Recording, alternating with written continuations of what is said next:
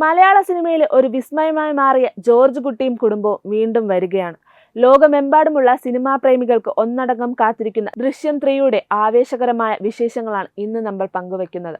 Trailer തരംഗമായതിന് പിന്നാലെ ഇപ്പോൾ ചിത്രത്തിന്റെ ബിഹൈൻഡ് ദ സീൻ വീഡിയോയും പുറത്തു വന്നിരിക്കുകയാണ്. ട്രെയിലർ റിലീസ് ചെയ്ത നിമിഷം മുതൽ സോഷ്യൽ മീഡിയയിൽ ട്രെൻഡിംഗ് ആണ് ദൃശ്യം 3. വെറും ഒരു ക്രൈം ത്രില്ലർ എന്നതിലുപരി ജീത്തു ജോസഫ് എന്ന മാസ്റ്റർ ക്രാഫ്റ്റ്സ്മാൻ എന്തൊക്കെയോ കരുതി വെച്ചിട്ടുണ്ടെന്ന് ട്രെയിലർ ഉറപ്പു നൽകുന്നു. ഇത്തവണ ജോർജ് കുട്ടി അല്പം ഭയപ്പെടുത്തുന്നുണ്ട്. കുടുംബത്തിൽ നേരെയുള്ള ഭീഷണി മുമ്പത്തേക്കാൾ ശക്തമാണെന്ന് ട്രെയിലറിലെ ഡയലോഗുകൾ സൂചിപ്പിക്കുന്നു. ചിത്രത്തിന് ലഭിച്ചിരിക്കുന്നത് UA 13+ സർട്ടിഫിക്കറ്റ് ആണ്. അതായത് കുടുംബ പ്രേക്ഷകർക്ക് ധൈര്യമായി തിയേറ്ററിലെത്താം. ഇപ്പോൾ വൈറലായിരിക്കുന്നത് സിനിമയുടെ മേക്കിംഗ് വീഡിയോയാണ്. റിയലിസ്റ്റിക് ആയ ഷൂട്ടിംഗ് രീതികളും ലൊക്കേഷനിലെ ഗൗരവകരമായ ചർച്ചകളും വീഡിയോയിൽ കാണാം.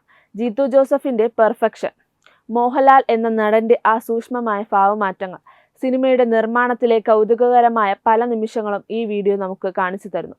ആരാധകർക്ക് ഇതൊരു വലിയ വിരുന്ന് തന്നെയാണ്. യാഥാർത്ഥ്യത്തിൽ ഏപ്രിൽ 2-ന് റിലീസ് ചെയ്യേണ്ടിയിരുന്ന ചിത്രമായിരുന്നു ഇത്. എന്നാൽ പശ്ചിമേഷ്യൻ യുദ്ധ സാഹചര്യം കണക്കിലെടുത്ത് ആഗോള റിലീസ് മെയ് 21 മാറ്റിയിരിക്കുകയാണ്.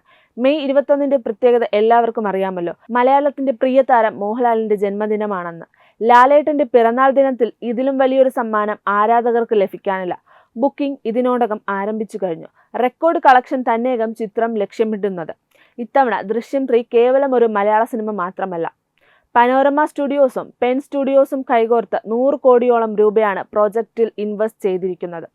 മലയാളം ഒറിജിനലിന്റെ ആഗോള റൈറ്റുകൾ പനോരമ സ്റ്റുഡിയോസ് സ്വന്തമാക്കി. ഹിന്ദി പതിപ്പ് 2026 ഒക്ടോബർ 2-ന് പുറത്തിറങ്ങും. ആശീർവാദ് സിനിമാസിന് ഇത് മറ്റൊരു പൊൻതൂവലാകുമെന്നാണ് ഉറപ്പ്. മീന, അൻസിബ, എസ്തർ, ആശ ശരത്, സിദ്ദിഖ് തുടങ്ങിയ വലിയൊരു താരനിര തന്നെ ഇത്തവണയുമുണ്ട്. ജോർജ് കുട്ടി വീണ്ടും നിയമത്തിന്റെ പഴുതുകളിലൂടെ രക്ഷപ്പെടുമോ അതോ പിടിക്കപ്പെടുമോ? ഉത്തരം അറിയാൻ മെയ് 21 വരെ കാത്തിരിക്കാം. നിങ്ങൾ ഈ സിനിമയ്ക്കായി എത്രത്തോളം കാത്തിരിക്കുന്നു താഴെ കമന്റ് ചെയ്യുക.